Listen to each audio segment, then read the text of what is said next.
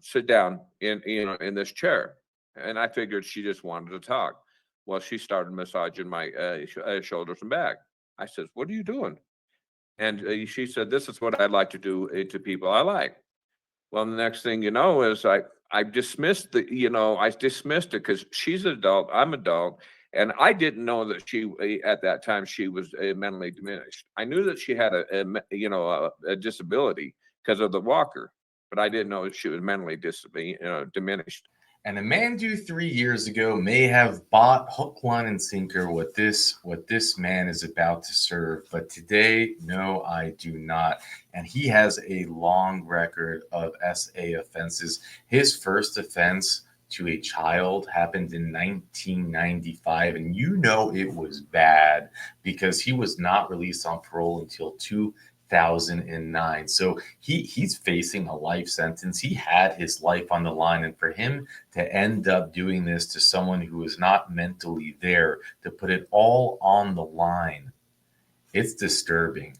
Now, we're about to watch this man's parole hearing, and I think if you look up his name in the dictionary, you will see gaslighting next to it. You'll also see word salad because we're about to get served a whole dish full of that. And again, don't be caught off guard by the Santa Claus look. This man is no Santa Claus.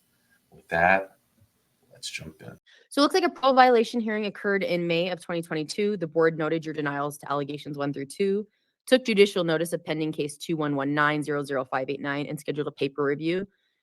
There was subsequent paper reviews. At the PV hearing, parole violation hearing in April of this year, the board accepted your admissions to allegations 1 through 2, took judicial notice of case 2219-00589, which did not result in board jurisdiction, and ordered a rehearing for now with sex offender assessment and contract psychological review. Does that sound procedurally correct, sir? Yes, sir. I am. You're fine. In regards to your offense for which you originally incarcerated, I show case number 941901368. I'm not going to go over that offense. Maybe you've done in previous hearings. I'm just going to ask you if you have any comments about that offense. If there's something that you want me to explain, I'm willing to explain the whole thing to you. If you want to do that, I mean, obviously this is a hearing where I want to hear what you have to say. What I came back to prison on, because as you know, the charges stayed into the courts, and I got put on felony probation. And we'll talk about that parole. But I guess, do you have any insight into your original sex offense? Oh, the very first one? Yes. About your risks. The what now? About your risks. Oh, no, I don't. Do you think you have any risk? Oh, yeah. Okay, what are your risks? I would say my risk is, alcohol. Alcohol is always going to be a thing, that's always going to be a risk. Falling back into my old patterns, as sexualizing people, and stuff like this is always going to be a risk. How do you plan on dealing with that risk moving forward? I've set up so much support. The individuals that's behind me is my main support. But I've got all my sisters and brothers. I've got several friends. I've got I'm going to get into the church sponsor system when I get out. They got a church system on the outside.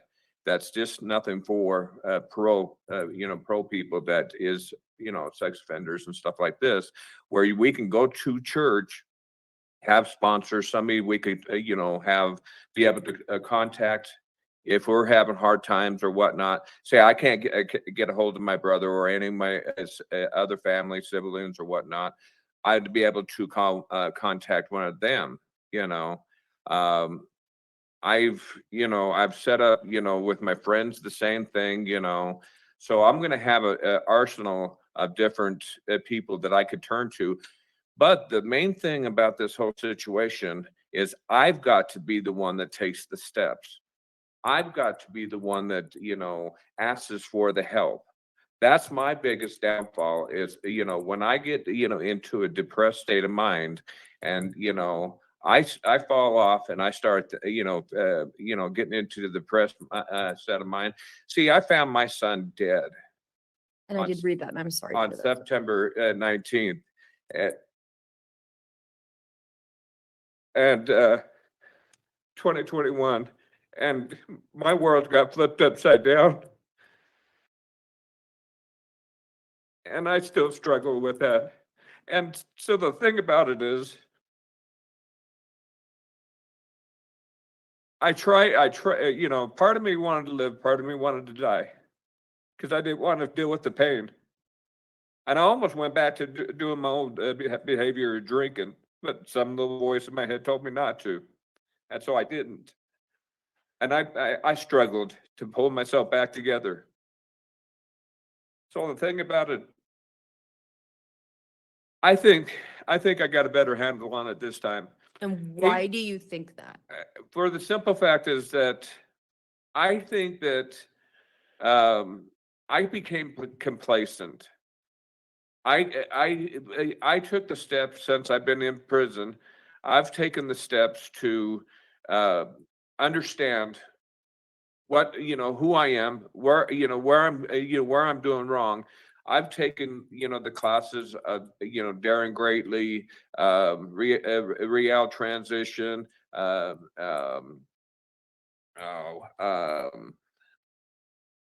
God, I got them wrote down. Sorry, I'm really nervous. I'm really Okay, stressed. so I want to make sure I get to talk about your last parole a little bit, and then obviously I want to get to those other assessments. Okay, yeah, go ahead. I'm sorry. No. And I asked you for your insight, so I appreciate that, right? Because this is part of the hearing is for me to hear what you have to say. I plan on contacting my parole officer. See, I did contact my parole officer, and I did contact my my therapist when I found my after I found my son dead. I'm the one that found my son dead in his apartment. He was face down on his bed, purple and everything. I found him dead. I can't, that would be ignorant to say that it wouldn't be as hard if somebody had told me died, but it probably still would be hard. But I'm the one that found my own son dead on his bed, purple, And I'm very sorry to hear that, sir. you know? But I do want to make sure I get to your last parole, and I don't want to be dismissive of that in any way, right? But there was also behaviors on your last parole that were concerning, right? And Yes. I did receive the letter from your defense attorney. I want you to know I reviewed that and I read that. But I show you committed case number 221900589. Obviously, I already went through. It's not board jurisdiction, but the violation of itself is, right. So I show that you went to a hotel. You met the victim. She had diminished mental capacity, and that you were in her room, and that she said that you were triggering her trauma, and then you sexually assaulted her. So tell me about that. Okay. The thing about it is um, where I was moving at. I'm going to start with where I was living at first. I was living at the Home Inn, and it's a transitional housing. You could stay up to a year and a half there, and my year and a half was almost up. And even though I was going through my trauma that I was going through, I was trying to pull myself together enough to get, because I knew I had to move. And if I didn't do something, either I was going to, commit suicide, or I was going to, do whatever I have to do to, survive and keep going forward. So I pulled myself together enough and somebody told me about it was called the La Pointe Hotel. I went down there and filled out an application and everything, and they contacted my parole officer. He came down, he approved it, on the 6th. That's when the hotel contacted me and said that I had been approved for the apartment. And I says, okay. And they says, can you come down and fill out the additional papers and stuff like this and get your key and and stuff like this? And I said, yes, I can. Well, I came down, and that was on the January 6th, and I went up and I asked for the lady that I was told to ask for. God, what was her name? I can't even think of her name. But anyways, they told me if I would have a seat just for a sec, because she's busy for a second, she'll come out and talk to me. Well, then I went and sat down, and there was a few people, and plus the person I victimized, and the thing about it is, we introduced ourselves. I said hi, and she said hi, and that's when we introduced ourselves, and that's right as far as that got to that point, because they came out and says, Greg, would you come over here, and and they asked me a lot of questions, and then after they give me a tour of the place, anyways, I moved in that night to the Point Hotel, and but the following morning, I've been feeling kind of sick, even at that point in time, and so I went to the next morning to my doctor's, to see if I had COVID, and of course I had COVID, so I quarantined myself from the 7th until the 14th. On the 14th is when I, came off the quarantine, and I left and I came back, and I was going up to my place, and I ran into the same lady that I met, out in the lobby on the day I moved in. She asked me, she goes, did you get settled into your place? And do you got a good view out your window? And I says, well, I says, yeah, I got settled in and everything. But I said, if you want to, I said, you come, see it, for yourself. So she came up, and she, came in and looked at, out the window, and, made the comment about the view, and made a comment about the bedspread that was on the bed, because it had lions and stuff like this. And we sat there and talked for, I'd say, maybe 5-10 minutes, and then she left. Well, then and the next morning is, I decided to go try to find a small round coffee table to put into my apartment, so I could have something to eat on, instead of sitting on the bed, and eating. Well, the thing about it is that's when the victim, the person I victimized, or the victim, and that came up and started talking to me, and that's when um, uh, we talked back and forth for a second. She asked me, she goes, "Would you like to be my friend?" I said, "Sure, I'll be your friend." And she said, "Would you mind coming to my place and help me move some stuff, that I can't move around?" Because as she's on a walker, you know. And I says, "Yeah, I have no problem." But I says, "First of all, I says, I've got some errands that I've got to run. And then I says, when I come back, I says, I'll come down and help you." Well, the next thing you know is that I take off, and I go and do my things, I come back, and, and I throw some clothes into the washer and stuff like this. And then she calls me, and she asks me, "Are you going to come down?" And I says, "Yeah," but I said, "Let me finish what I'm doing for a second." I said, "Then I'll come down." And she mentioned something about a moon out the window and stuff like this. And I says, "Okay." I says, "Give me a few minutes, I'll come down." Well, after I got done throwing a batch from the washer into the dryer, and then I put another batch in the thing. You asked for the whole thing, so I'm just giving you full. Well, sorry, and I appreciate you going into detail, but I mean, obviously, the thing I'm concerned about is the sexual assault itself, right? Oh, okay. So, Well, it's getting to that point. Anyways, I went to her place. She showed me out the window at the moon. Anyways, she told me, she says, "Sit down in this chair," and I figured she just wanted to talk. Well, she started massaging my shoulders and back. I says, "What are you doing?" And she said, "This is what I like to do to people I like." Well, the next thing you know is I dismissed I dismissed it, because she's an adult, I'm adult, and I didn't know that she at that time she was mentally diminished. I knew that she had a disability because of the walker, but I didn't know that she was mentally diminished. Anyways, the thing about it is that after her massaging my shoulders and that for about, I'd say, about 10 minutes, 10-15 minutes, she made the comment she likes to have her back, and legs, massage, because it helps with the nerve pain and that she deals with. I told her, I says, okay, you sit on either on the edge of the bed, or I said, lay on your belly, and I says, I'll massage your back and your legs. So, I massaged her back. Then I went down and massaged her legs. And then I came back up and, we was talking and, I started rubbing her back as she was still laid on her belly. And she reached up and pulled her shirt up and, for me to rub it without the shirt on.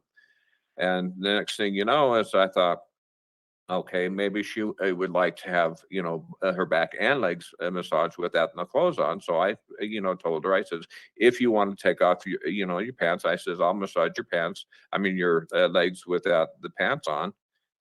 Okay, so I understand that you're telling me that you did not understand her mental condition at the time. That it sounds like what you're saying to me is you thought it was consensual, which is what you maintained in the Yes, I think your board packet, and as well as what your defense attorney has stated. yes. And I understand that's where you're coming from. But she obviously noted that she said it was not. She felt it was not. How do you plan on dealing with these issues moving forward? I plan on not getting into any kind of relationship, period.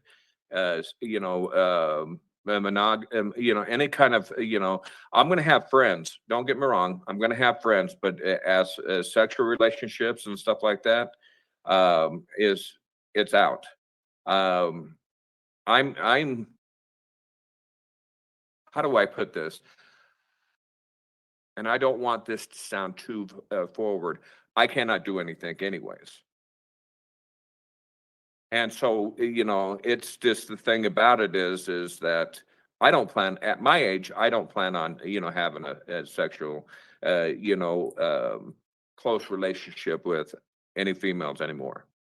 So, right, we're on limited time, so I want to make sure I get to the contract psychological evaluation. Do you remember meeting with Dr. Mom? What's that? Do you remember meeting with Dr. Mom? Yeah, I do. Any comments you have about that report? No, actually, she was pretty thorough. She was really friendly. I mean, she was very patient. There was, several times I had to ask her to repeat, and she did. She was, I mean, very professional, I thought. Okay. Were you taking those medications when the sexual assault occurred? No, I fell apart. I fell apart and I stopped everything. I was stopping. I mean, I even stopped, the therapy, and I started, I hadn't went to work for a few days. So I had to pull myself back together, and I at least did pull myself back together to get the place. So do you see going off of your medications as a risk? Yes, I do see that, me not taking my medications as a risk. And that would be when you ask what a risk is, that's a risk. And I appreciate your insight, right? Because that's part of Yeah. this hearing. One of the other things it noted was that you had, quote, thoughts of killing his wife prior to coming to prison, unquote. That's what she said in her report. Killing who? You had thoughts of killing your wife, is what it said in the report. And so I was wondering if you could give me insight to that. I'm assuming your Oh, no, ex-wife. that was way, way years back, when I was married, the thing about it is one of my charges was that I went, assault, was always assaulting, my wife and stuff like this. And I found her, cheating on me 4 different times within a short period of time, So do you still have those thoughts, sir? No, I don't. I haven't seen my ex-wife for 20 plus years. And that's why I'm asking, right? Because that's what He asked me questions and I was totally honest. and I appreciate that. But right, so I want to ask so I don't misinterpret anything, right? Yeah. And I want to hear what you have to say. Yeah. So that's why I'm doing that, right? Okay. So you. it also provided some diagnoses. Do you remember those? Say that in. The report provided diagnoses. Do you remember the diagnoses? Diagnoses. Okay. Which ones is that? Use disorder. Yeah. Do you think those are accurate? Yes. Okay.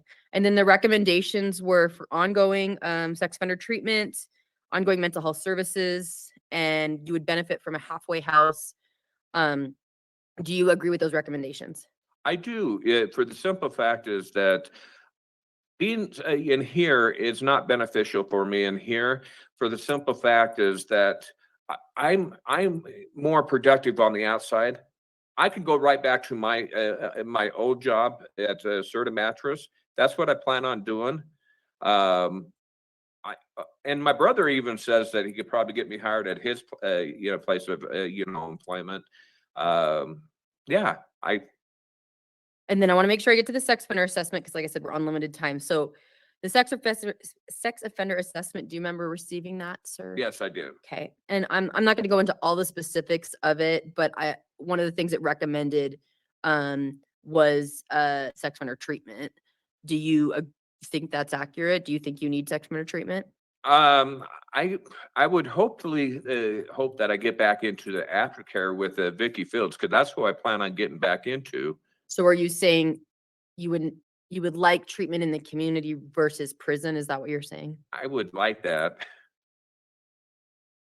Would you refuse treatment in the prison? I would not. Okay. I would, be willing to whatever the board decides to do. All right, sir. Did you have substance use issues on your last parole? No, I did not. I have not drank any alcohol since I came to prison the very first time. All right. And then regarding, noted that I received your attorney's letter. I've reviewed that. And just so you know, I also received your letter and I've reviewed that as well. And the board will have access to it. Okay. Okay, I was, I sent a copy of the letter to you guys, but I was gonna read it, but so I guess I don't have to read it. I mean, if it's the same letter, I read it in its entirety.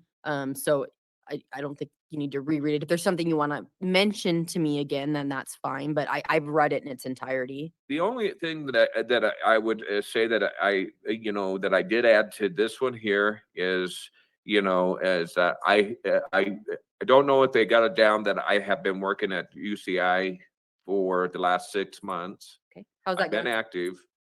What's that? How's that going? Oh, I love it. That's good. Yeah, I love it. I work at the press shop, I'm the one that does the stickers, the many, many stickers. For the license or for the cars, right? No, Oh, no. you don't. I'm the one that does like the junior, sheriffs and the little stickers that you peel off and that you give to like the sheriffs that you give out to Oh, gotcha. like the kids, Oh, okay. stuff like that. Gotcha.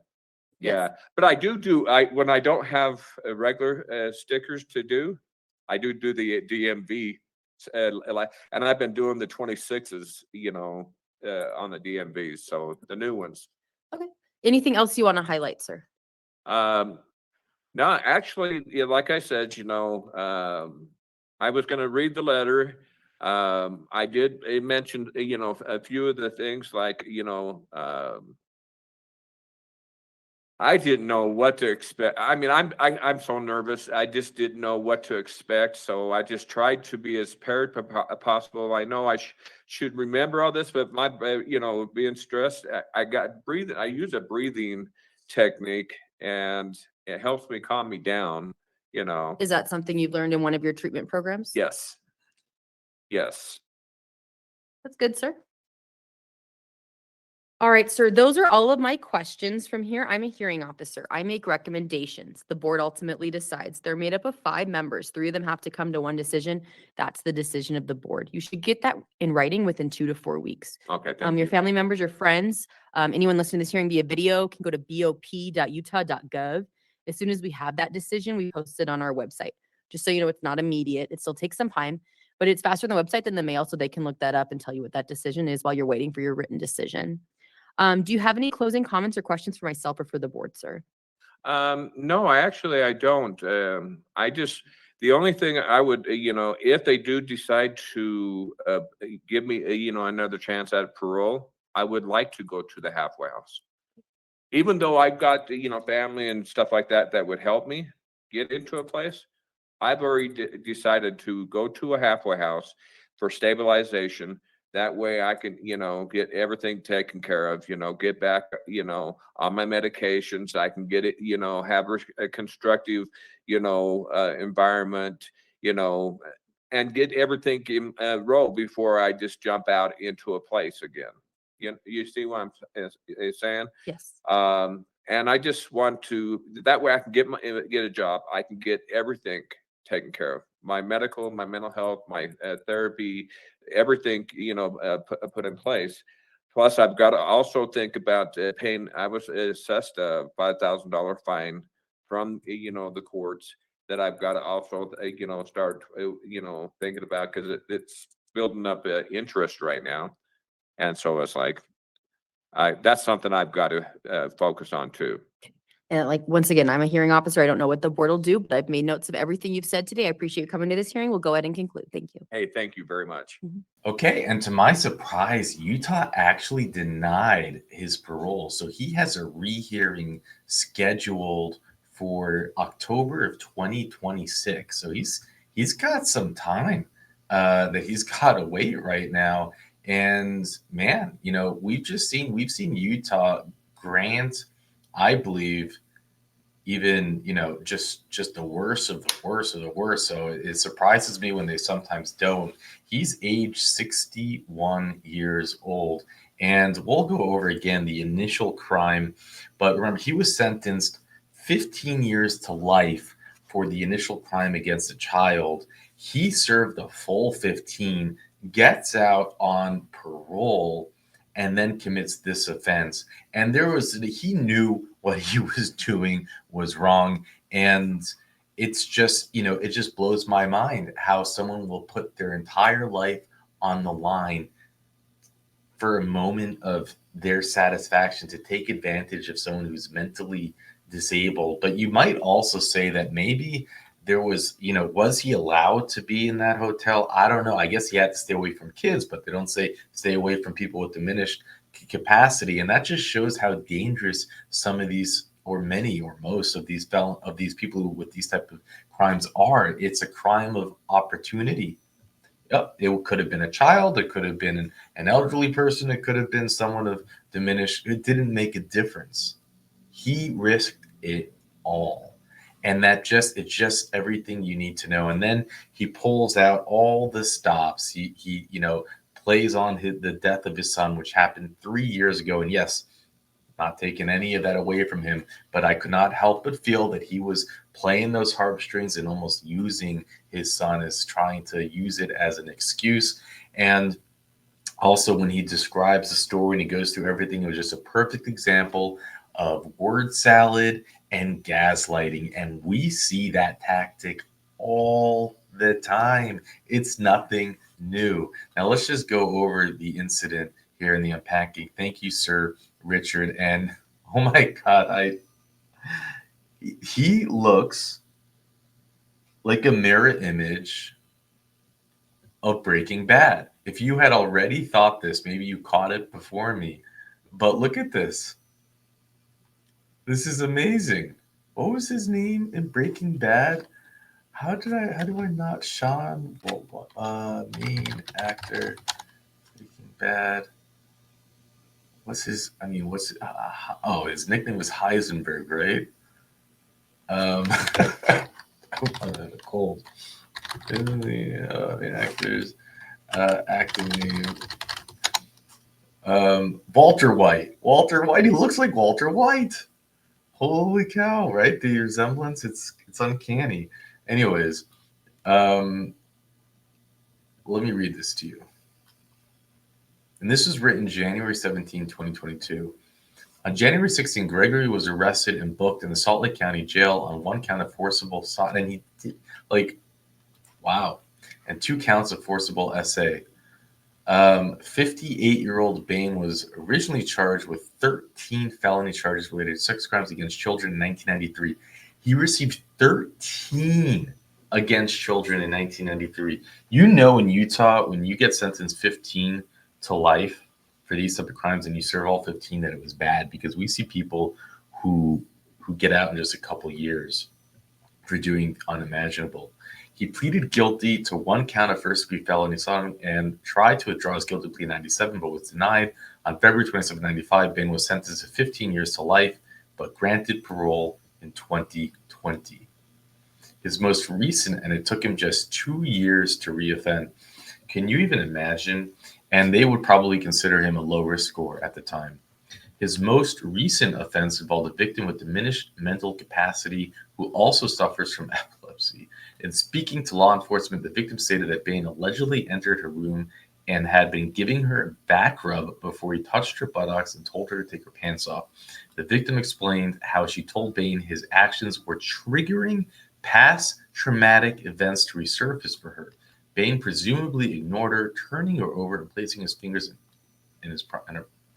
The victim went on to tell authorities that all of Bain's actions were unwanted, but she refrained from vocalizing that due to fear. Bain admitted these actions after having been read his Miranda rights, also stating that he knew what he had done was wrong due to the victim's diminished capacity. Bain's current offense is felony committed while on probation or parole or while free on bail, awaiting a trial for previous felony charges. And there is sufficient evidence to support the felony charge. And did they actually? I don't see in his jacket a new charge, so I'm not sure if they actually went through and charged him. I think they just revoked him, which we see DAs often do. They say, "Yeah, why do we need to do a trial? Let board of paroles handle it." I argue with that. I think that's a weak cop out. We've seen how the board of paroles handle it. I bet you he's released anyways in 2 years. So if a DA really wanted to keep the community safe, they would bring on the new charges and prosecute it to the fullest. But again, we've seen that happen in Utah as well, and it doesn't make a difference. The sentences are run, concurrent or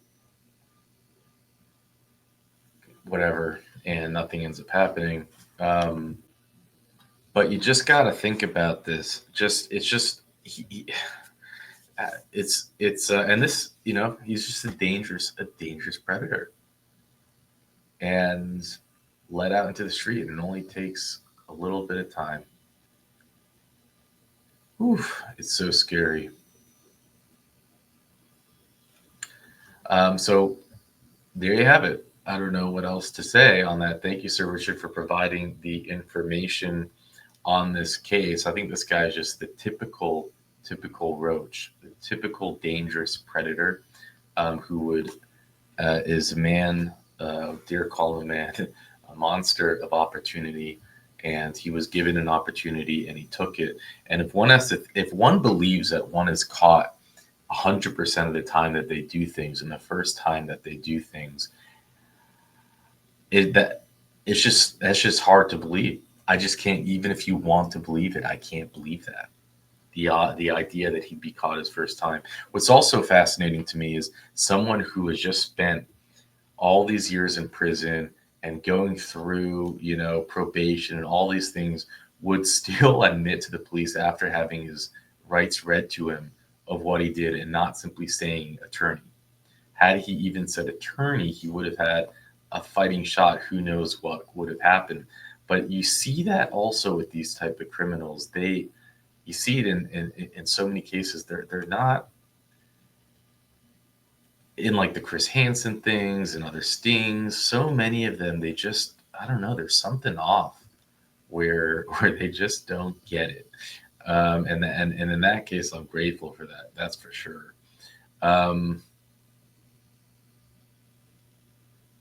There you go. With that, I'll let you go. One of the other things it noted was that you had, quote, thoughts of killing his wife prior to coming to prison, unquote. That's what she said in her report. Killing who? You had thoughts of killing your wife, is what it said in the report. And so I was wondering if you could give me insight to that. I'm assuming your Oh, ex-wife. no, that was way years back, when I was married, the thing about it is, one of my charges was that